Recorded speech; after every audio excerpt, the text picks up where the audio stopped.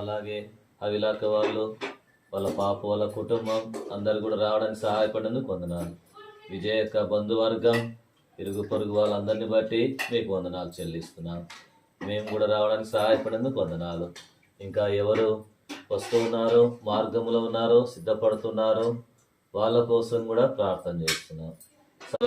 దేవుని స్తుతించుడి, ఆయన పరిశుద్ధ ఆలయమందు, ఆయన పరిశుద్ధ ఆలయమందు, ఆయన సన్నిధిలో.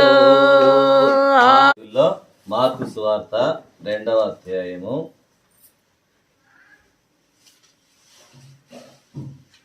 ఒక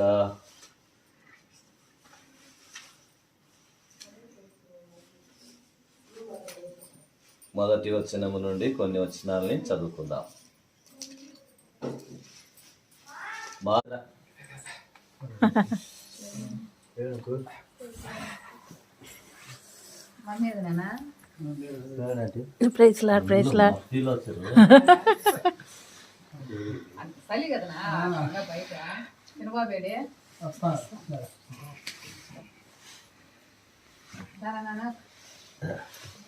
పాపుల ఎవరు పాపులు? ఏమ్మా నువ్వు అంటే సరిపోయినావు. ఇప్పుడు వీళ్ళ వెనక అన్నం అనుకో, నువ్వు వద్దు, నీ అన్నం వద్దు అంటారు వీళ్ళు.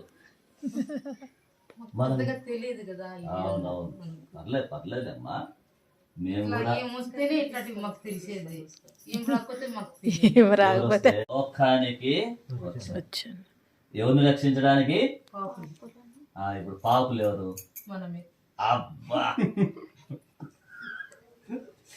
కరెక్ట్గా చెప్పినావమ్మా. మనం ఎవరము? పాపులము.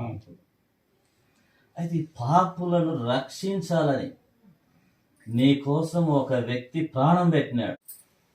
ఈ సమయంలో బంగారు పాదసన్నకు వచ్చిన జ్ఞాపకం చేసుకోమని వేడుకుంటున్న ప్రభా తండ్రి, తన దేవ విజయకు ఇంట్లో ప్రభా తండ్రి, ఈ రీతిగా మమ్మల్ందరినీ సమకూర్చి నీ పరిశుద్ధ లేఖనాలు కొన్ని ప్రభా తండ్రి మాకు తెలియపరిచిన తండ్రి నీకు కృతజ్ఞతలు చెల్లించుకుంటున్నారైనా.